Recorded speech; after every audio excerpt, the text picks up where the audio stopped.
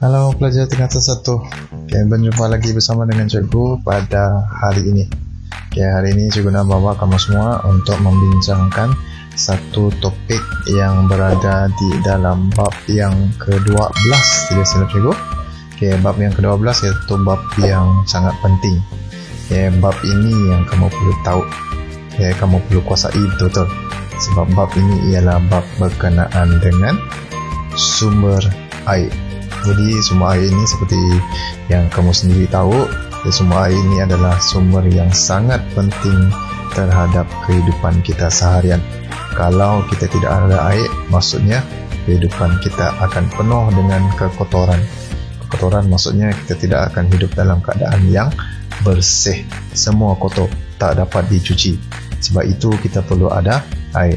Air bukan setakat untuk kita cuci, tapi air juga untuk kita minum, untuk kita masak, untuk kita menjalankan aktiviti-aktiviti harian, macam untuk kita menyiram sayur. Dalam sektor pertanian itu adalah pentingnya air. Dalam bab ini nanti kita akan lihat ialah, dan ini nanti kita akan lihat di mana kita akan sentuh beberapa perkara lah di dalam topik sumber air ini. Yang pertama nanti kita akan tengok jenis sumber air. Jadi video yang pertama ini kita akan tengok berkenaan dengan punca krisis air itu.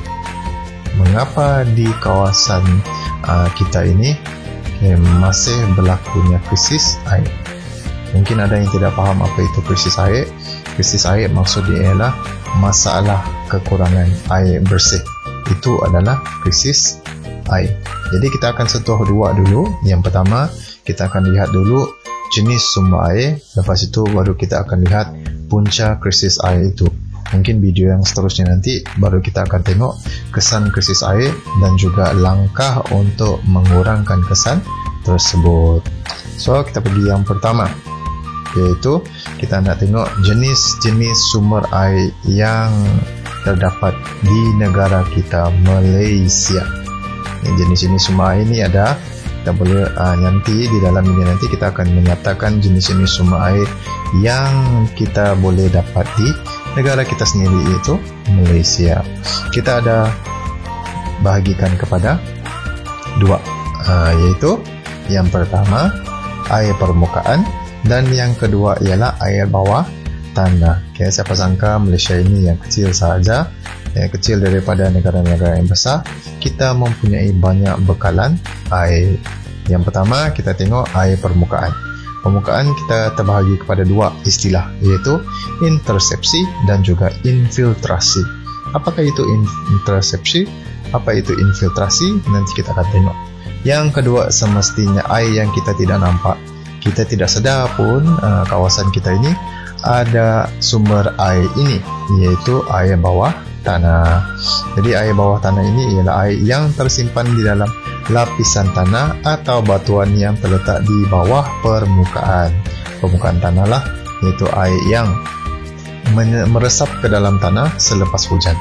Kita tak tahu pun air di kawasan bawah, mungkin bawah rumah kita ada bekalan air bawah tanah. Kita tak tahu. Kalau nak tahu kawasan-kawasan yang ada air bawah tanah, kamu tengok belakang ke, depan ke, kiri ke, kanan ke, rumah mereka mesti ada perigi. Jadi kalau ada perigi maksudnya adalah air bawah tanah. So kita pergi satu persatu. Kita mulakan dengan yang pertama, iaitu air permukaan. Jadi air permukaan yang cikgu cakap tadi, kita istilah dia dibahagikan kepada dua, iaitu intersepsi dan juga infiltrasi. Apa itu intersepsi? Intersepsi ialah air hujan yang jatuh tidak meresap ataupun menyerap ke dalam tanah. Itu ialah intersepsi. Kalau infiltrasi pula ialah air hujan yang jatuh dan menyerap terus ke dalam tanah.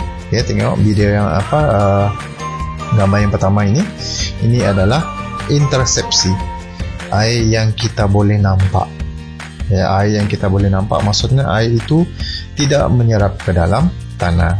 Yang kedua pula ialah air yang menyerap ke dalam tanah. Air yang menyerap ke dalam tanah ini, kalau kita nak lihat, kita gali perigi macam inilah. So apabila kita sudah gali perigi macam ini, baru kita akan dapat tengok air bawah tanah itu. Okay, air bawah tanah itu adalah air hujan yang dah menyerap ke dalam tanah. Itu ialah bezanya antara intersepsi dan infiltrasi. Kita ulang balik. Intersepsi ialah air hujan yang tidak menyerap ke dalam tanah. Infiltrasi pula air hujan yang sudah menyerap ke dalam tanah. Maksudnya kita tak dapat tengoklah air di permukaan tanah itu. Permukaan tanah itu seolah-olah sudah kering. Itu adalah intersepsi dan infiltrasi untuk air permukaan. Jadi sekarang kita tengok pula contoh-contoh air permukaan, yaitu tasik dan juga sungai. Jadi dekat sini cikgu dah nyatakanlah contoh-contoh sungai yang terdapat di sekeliling kita. Ada kesalahan ejaan di situ, Sarawak. S-A-R-A-W-A-K, bukan O, cikgu tertekan O. Yang pertama, Sungai Kelantan. Tuh di atas tuh. Ini adalah Sungai Kelantan. Sungai Kelantan. Yang kedua ialah Sungai Rajang ataupun di Sarawak. Sungai Rajang ini sungai yang macam ular.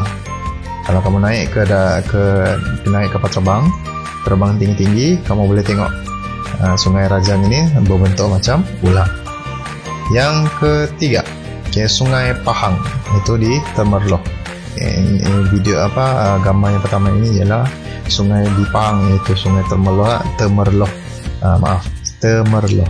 Dan yang terakhir ialah Sungai Kinabatangan, iaitu di Sabah. Itu adalah contoh-contoh air permukaan yang kita boleh nampak. Infiltrasi bukan, itu adalah intersepsi. Yang seterusnya, air bawah tanah. Kita ulang balik maksud air bawah tanah. Air bawah tanah maksudnya ialah air yang tersimpan dalam lapisan tanah atau batuan yang terletak di permukaan bumi. Itu ialah air bawah tanah, di bawah permukaan bumi. Di bawah permukaan bumi maksudnya di bawah tanah itulah. Dalam bahasa lain yang kamu boleh faham. Di bawah permukaan bumi, di mana kita Malaysia mempunyai kira-kira 5,000 bilion meter padu simpanan air bawah tanah yang belum diterokai. Itu adalah air bawah tanah kita. Di mana kalau ada tempat-tempat yang mempunyai masalah air bawah tanah, kita sebenarnya boleh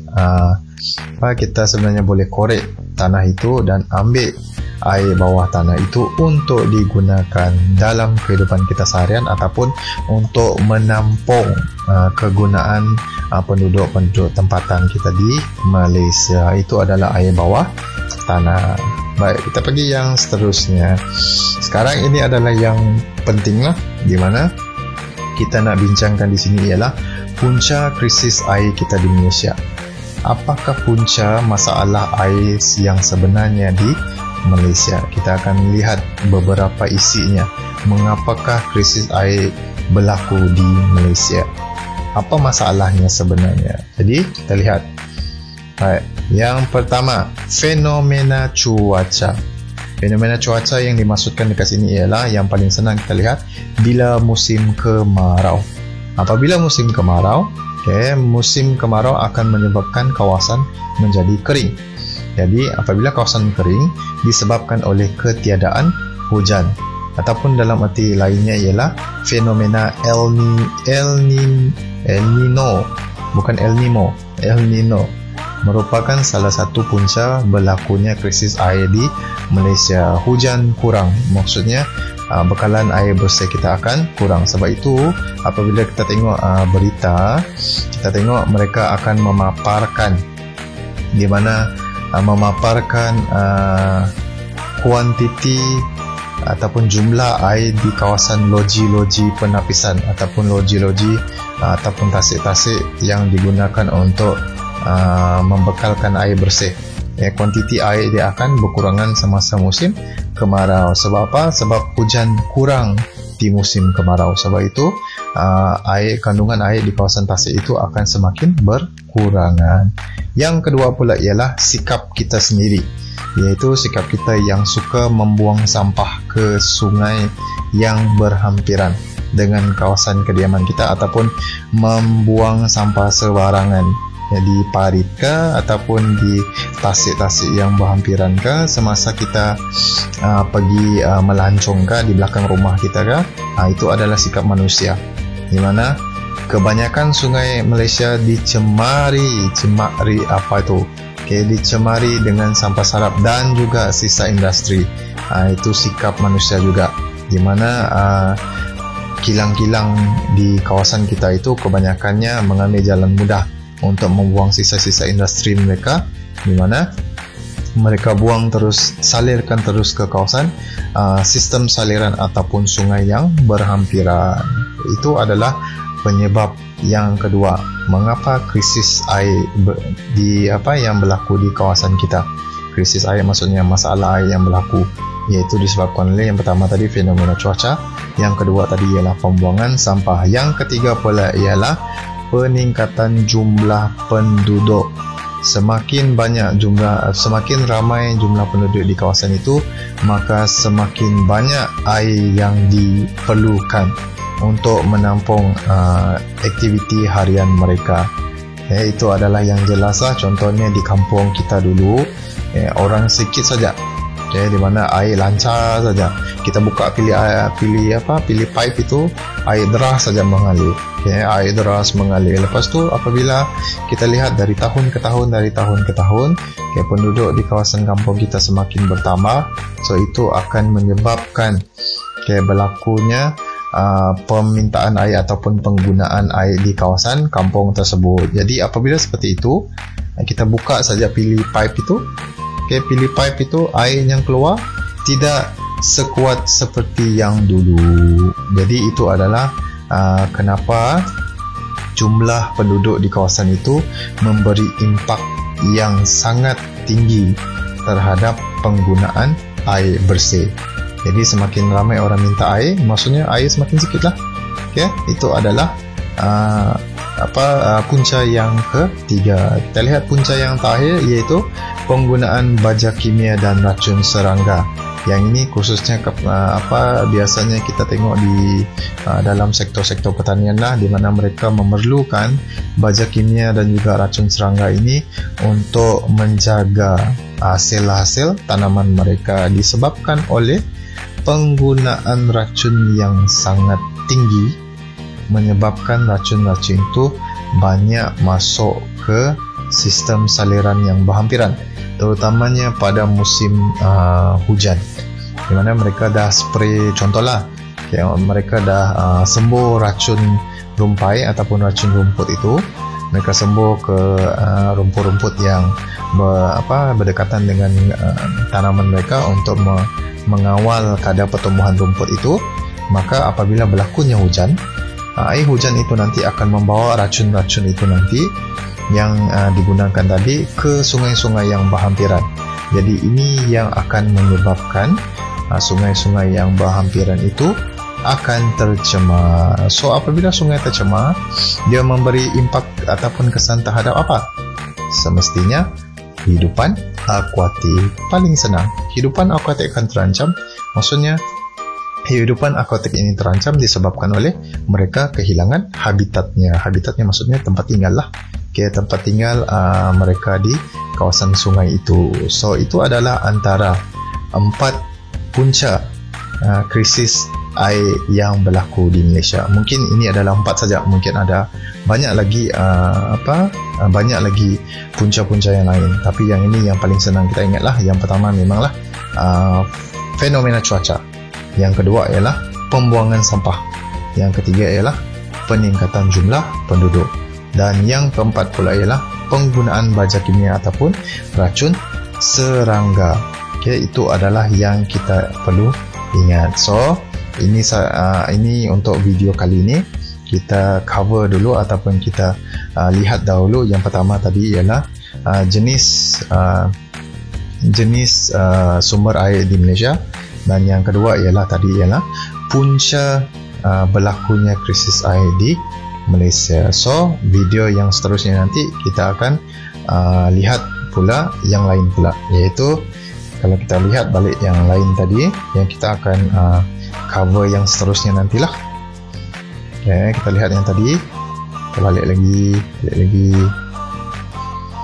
Okay, sekejap, ada lagi. Okay, isi kandungan tadi. Okay, lepas kita lihat punca, nanti video yang seterusnya kita akan tengok pula kesan krisis air itu. Okay, kesan masalah air terhadap hidupan kita manusia ataupun terhadap flora dan fauna. Lepas tu apabila kita tengok kesan, okay, wajiblah dalam geografi mesti ada langkah-langkah untuk kita ingat, untuk kita mengurangkan sahaja, bukannya untuk kita mengatasi. Mengatasi itu macam kurang sesuai.